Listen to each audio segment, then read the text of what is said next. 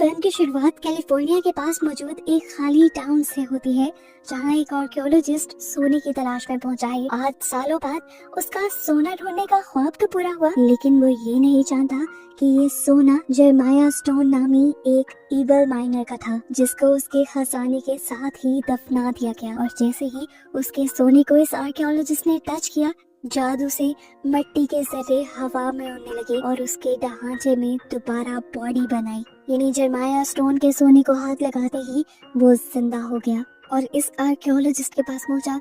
इससे पहले कि आर्कियोलॉजिस्ट इससे कोई बात कहता, वो आर्कियोलॉजिस्ट के जिस्म में अपनी कुल्हाड़ी स्टैब करते हुए उसे जान से मार देता है और फिर उसका सारा खून एक पॉट में जमा कर लेता है। सीन कट होकर हम बर्ड के भरोसे था, नहीं जानता था कि जेरेमाया स्टोन पहले से ही मरा हुआ है और अब उसे गन से मारना तो दूर, किसी भी तरह मारना इम्पॉसिबल है। उसने धड़ाधड़ जेरेमाया स्टोन पे गोलियां चलाई, लेकिन उनका कोई असर नहीं हुआ। ये देखकर अब वो भी डर गया। उसने भी यहाँ से भागने की सोची, लेकिन सोना उठाकर अब एक लड़की कार में बैठ गई थी।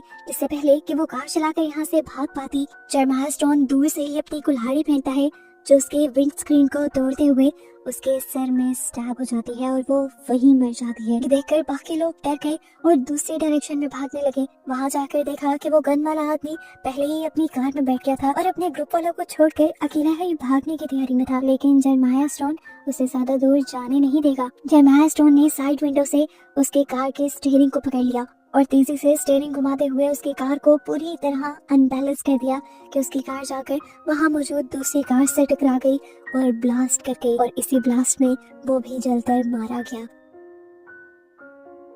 बाकी 3 बचे हुए लोग ये नजारा देखकर पूरी तरह डर चुके थे। उन्होंने अब जब जेरेमाया स्टोन का पत्थर से बना चेहरा देखा, तब उनकी जान ही निकल गई। वो उल्टे कदम वहाँ से भागे और वहाँ पर उन्हें ईव की आंट मिल गई, जो उनकी जान बचाने के लिए उन्हें अपने घर ले आई। ईव की आंट ने इन सबको बताया कि तुम्हें उसका सोना नहीं चुराना चाहिए था। उसका खजाना जो भी चुराता है वो जाग जाता है और जब जब वो जागता है तब तब तबाही फैला देता है। अब वो तुम सबको नहीं छोड़ेगा। अब ईव की आंट इन्हें और हमें जेरेमाया स्टोन की पुरानी कहानी सुनाती है 1851 की, जब जेरेमाया स्टोन दूसरे लोगों का सोना चुराया करता था। सारे जब अपना सोना लेने के लिए जेरेमाया स्टोन के पास वापस आए तो उसने एक लड़की को बंदी बना लिया और धमकी दी कि मैं इस लड़की को मार दूंगा। सभी ने जेरेमाया स्टोन से उस लड़की को बचाने की रिक्वेस्ट की, लेकिन वो रहम किसी पे भी नहीं खाता था।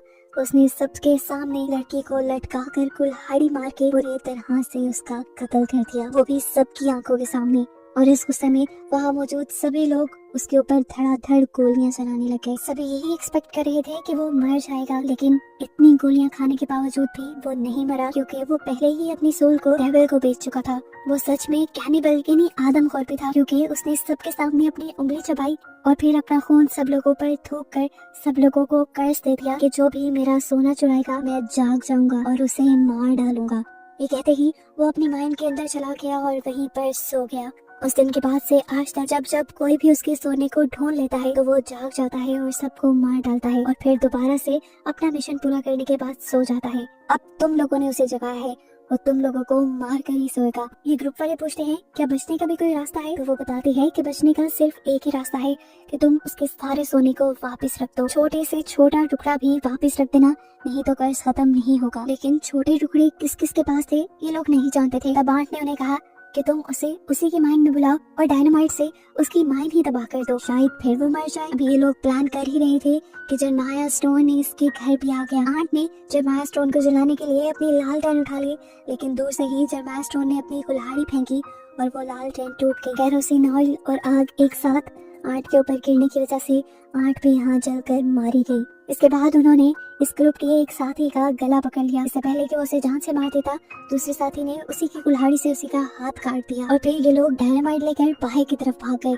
जबकि जेरेमाया स्टोन अपने टूटे हुए हाथ की जगह अपनी कुल्हाड़ी उठाकर लगा लेता है। यहाँ बाहर ये तीनों प्लान बना रहे थे कि जेरेमाया स्टोन का सारा सोना उसकी माइंड में रखकर उसे ही वहाँ बुलाकर डायनामाइट रख के उसे ही तबाह कर देंगे। अब ये लोग डायनामाइट को माइंड के अंदर रखने के लिए चले गए, जबकि बर्टी बाहर ही रुकी हुई थी डायनामाइट का बटन दबाने के लिए। अब जेरेमाया स्टोन भी अपनी माइंड में आ गया था इन दोनों को यहाँ देखते ही गुस्से से भड़क गया और इनको अपनी कुल्हाड़ी से मार मार कर उसने जख्मी कर दिया। ये दोनों अपनी आखिरी सांसें गिन रहे थे। इससे पहले कि जरमाया स्टोन उनको पूरी तरह मार देता, जल्दी से बर्टी यहाँ आकर जरमाया स्टोन को फ्लेयर गन से जला देती है और फिर अपने दोनों साथियों को लेकर बाहर आने की कोशिश करती है, लेकिन एक्सेल बाहर आने से मना कर देता है क्योंकि उसे पूरी तरह जरमाया स्टोन को खत्म करना था। बर्टी तो अपने साथी को लेकर बाहर आ गई, लेकिन एक्सेल ने अंदर ही रहकर उन बॉम्ब्स को ब्लास्ट कर दिया। वहाँ पे एक बहुत बड़ा धमाका हुआ जिसमें एक्सेल भी मारा गया। अब तक सुबह भी हो चुकी थी। बर्टी और उसका साथी अभी तक जिंदा थे। इन दोनों ने देखा कि अभी भी थोड़ा सा खजाना इन दोनों के पास था। बर्टी के साथी ने जल्दी से वो खजाने का बैग दूर फेंक दिया और तभी यहाँ से शेरिफ का भी गुजर हो गया। शेरिफ ने इन दोनों को यहाँ देखा तो इन दोनों की मदद करने के लिए उन्हें अपनी वैन दे दी और फिर इस जगह को देखने लगा जो रात तक ठीक थी, लेकिन अब पता नहीं कैसे टूट गई थी।